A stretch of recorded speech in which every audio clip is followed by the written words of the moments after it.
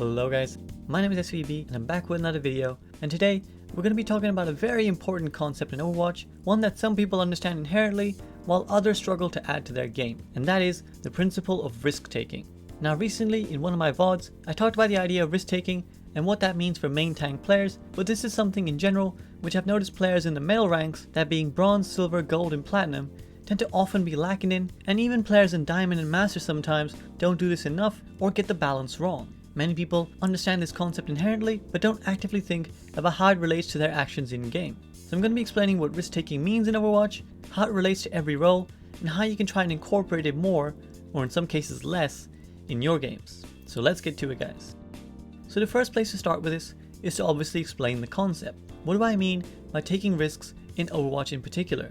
And surely, taking risks is a bad thing, right? Well, yes and no. See, the problem is that when a player is unsure about their own gameplay or feels that they're not very good at the game, they look for help on what to do. This is where YouTube comes in, and this is where guys like the ones I and countless other content creators make come in too. Things like my Simplified series, for example, are designed to give players the knowledge of the basics and fundamentals of the game on how to position yourself properly, or how to change heroes optimally, or just how to play a certain hero that you want to play. However, these are just that, basics. They're there to provide the fundamentals and nothing more. Overwatch is a really fluid game that is constantly shifting. No one can tell you how to play it in every situation and every scenario, and they'd be lying if they said they could. It's not like chess, where you can have standard openings and standard counterplays to certain moves. Almost every game is a unique one, and every dilemma is a new one, so it's ultimately on you to make decisions. So what's this got to do with taking risks? Well, like I said, when players are unsure or unconfident, they tend to default to what they've been told. In the case of a lot of Overwatch players, this means that they try to play the most standard and safe game they can think of. Generally, this is a good thing. The first step to being good at something is to get the fundamentals down and be a reliable player. But eventually, this gets you stuck, and this overly safe play manifests itself in negative ways. And I alluded to one of these examples in my What I Learned as a GM in Gold video.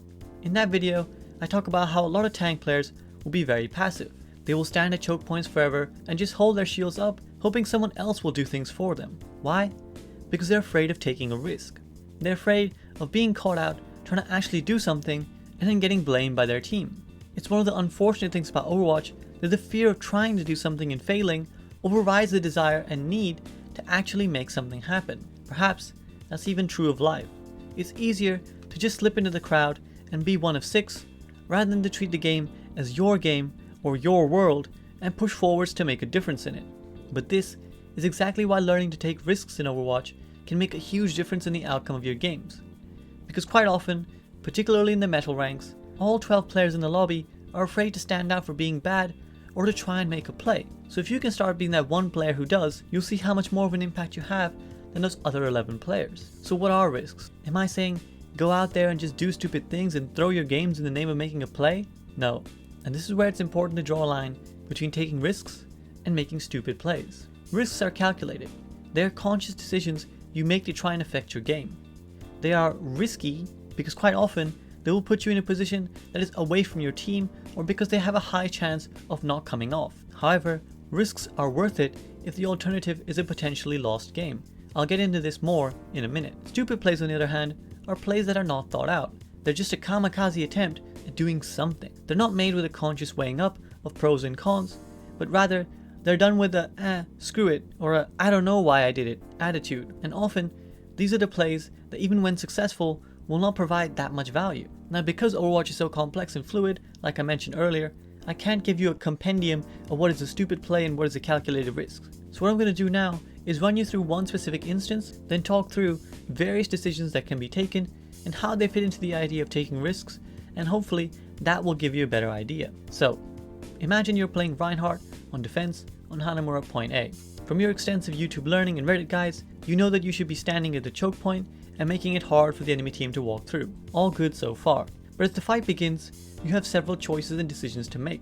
Charging or not charging is one of these many decisions. Charging as Reinhardt is an inherently risky decision. Why? Because for the duration of your charge, you have very minimal control of your character. You can't cancel it or protect yourself, meaning that you leave yourself open to being hurt. But it can also provide you with great value. It can insta-kill a target, or bring a beefy tank down to very low HP and also give you lots of ult charge. It's also a form of crowd control, allowing you to move someone around and incapacitate them while they're pinned. So even with something like charging, we can see the mechanics of risks and value at work. Now let's say for example that you have a Mei on your team. She's waiting for someone to walk past the choke, then wall them off away from their team.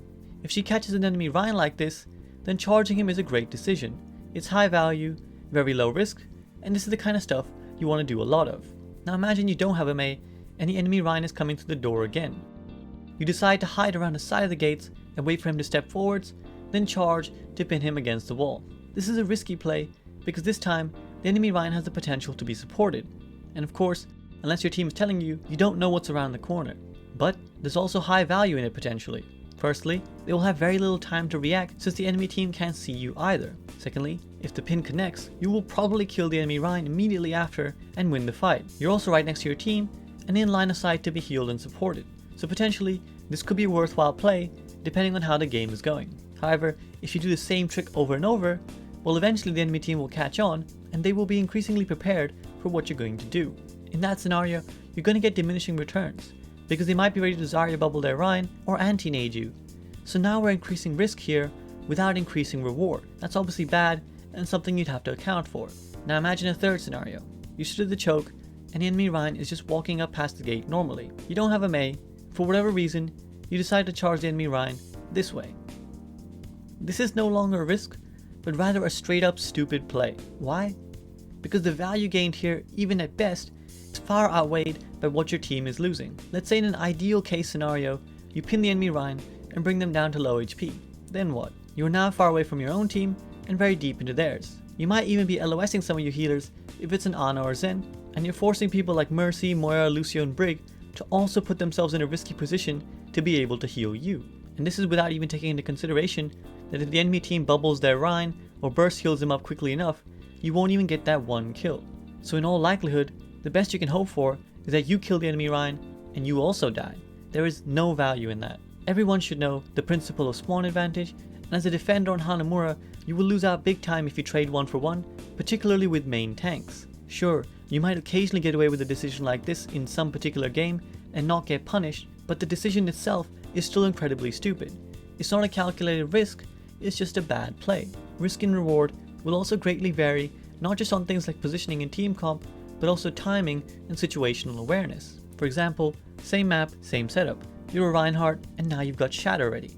You can play normally, or you can try something unorthodox. You will have probably seen a Ryan, either in games or on the pro level, try to hide in his health pack room and then pin out towards their team or try to shatter from behind. Now again, this action is definitely dangerous and has potential to backfire, but whether this is valuable or just flat out stupid can be dependent on circumstance. So let's say you just had a fight where your team narrowly comes out on top.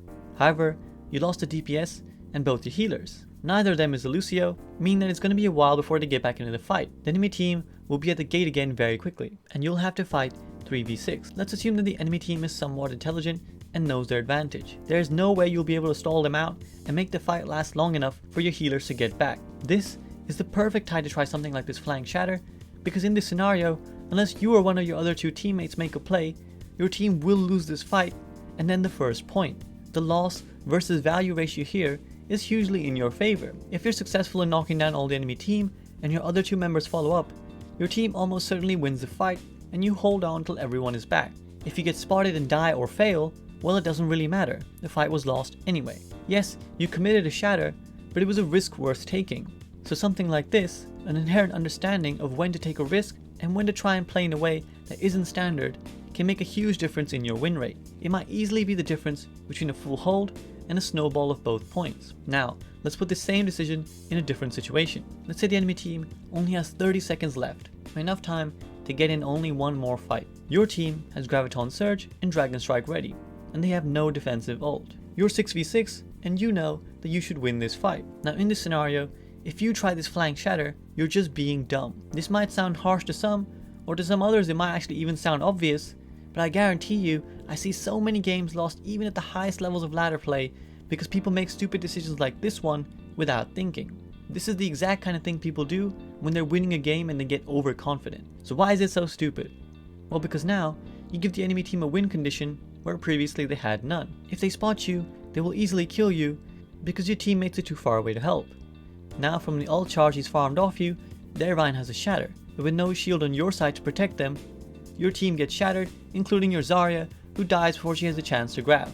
You will have now lost your team this fight, and potentially lost the game for yourself. Stepping away from the Ryan's perspective for a second, you could extend the situation to any of the other key heroes here. For example, if you're the Zarya on this team, and despite knowing that your grab will win this fight and round, you decide to overextend, go deep looking for kills, and die, then you've just thrown the game. Same goes for the Hanzo, who knows that his Dragon Strike will win this team the game, but still peeks the Widowmaker and dies, or throws his Dragon out randomly and stops his team from having the follow-up damage they needed. So, taking a look at the wider picture then, here's a graph I mentioned in my tank video that I'll elaborate on here. Let's look at risk versus impact. If we assume that taking greater risks generally increases the chance of you having greater impact, then in broad terms, there's 4 categories you might fit in. High risk, low impact, high risk, high impact, low risk, low impact, and low risk, high impact. Ideally, you want to be as close to the bottom right as possible, but this obviously can't always be done. Now, most players in the medal ranks are probably sitting somewhere in these yellow highlighted areas, struggling to have high impact in their games because they're either taking very few risks, which I would say describes most players, or they take risks all the time, which have little to no returns because they're either A, predictable, or B, just fall into the category of stupid plays we talked about earlier. I can tell you that at least from my anecdotal experience and having watched hundreds of hours of players of all ranks playing games, that the higher you go in the ladder, the generally more you will see people be willing to take risks, but also they learn to better balance when to do the risk taking. In the middle, the green highlighted area, you'll probably see a lot more of the skillful players. Players who are willing to make plays and have a good amount of impact on their games, but are still prone to either being too passive or too indulging in moments of stupidity. Then, right at the top, you'll see players at the highest ranks of Overwatch. The blue area represents what I've observed, which is that players who are GM and top 500 are very willing to try something wonky. They're very open to just doing something unexpected and getting big results as a consequence. Of course, sometimes this backfires, but generally, they've developed good instincts for when to take risks and how to take them so that they're able to mitigate how often these mistakes result in absolutely no value. Obviously, they also have more technical skill to make these wonky plays work, and every decision they make is not conscious, but they inherently understand their limits and what they can reasonably pull off. Finally, in the bottom right, we have the ideal zone in red, but honestly, this is incredibly tough to achieve. You might achieve it in an individual game of yours where you just play like a boss and dominate every person, but to do it consistently is probably only something that the absolute best players in the game can manage. To be able to get high value all the time without putting yourself in danger is incredibly tough to do, but this is ultimately what we should all be aiming for. So, when considering risks in your game, you need to figure out where you personally fit on this graph and where the play you want to make would fit on this graph as well. If a play has high risk and low impact, well, don't do it. It's just plain stupid. Plays that are high impact but high risk too are plays that you will have to make from time to time. Assess the scenario and decide whether it's called for or not, but if you do it too often, you're straying back into the territory of diminishing returns. And finally, decisions that are high impact and low risk are no-brainers. Obviously, do these whenever you can. Ultimately, this graph will vary based on your playstyle. Each player will have their own natural way of doing things. Some players will inherently take more risks than others, and that's fine. The key is to figure out where you land and adjust yourself accordingly, increasing or decreasing the amount of risks you take depending on how much value you think you're getting. Finally, your role will also change how you do things. Obviously, DPS players should and have to take the most risk. This is part of their role, and going on flanks, pulling off sneaky ults, and taking one-on-ones, this is how DPS players get value. So take risks, but don't make stupid decisions, and remember to not always try and take risks. As I alluded to earlier, every time you go on a flank, or try some risky Reddit play, you will get diminishing returns. Teams will catch on and be expecting you and punish you. Tanks and supports, you guys want to be reliable. You need to be there for your team most of the time, and if you're not there as a main tank or main support, for example, to protect and heal your team, and you're just off trying to get to play the game all the time, then you're not doing your job. But sometimes, if the situation is right, you should also be prepared to try something risky, because that potential for extra impact might just win you the game. And that's all I got for today, guys. Hope you found this video helpful, and I hope it gives you a bit of insight into the idea of taking risks, because I genuinely do believe that it's something a large section of the community tends to either ignore or misunderstand. If you learned something or enjoyed this video, then please do remember to like, share, and subscribe, and as always, I want to give a big shout out to my patrons who do the awesome job of supporting me. But that's it from me. I'll be back next week with another video. See you guys soon.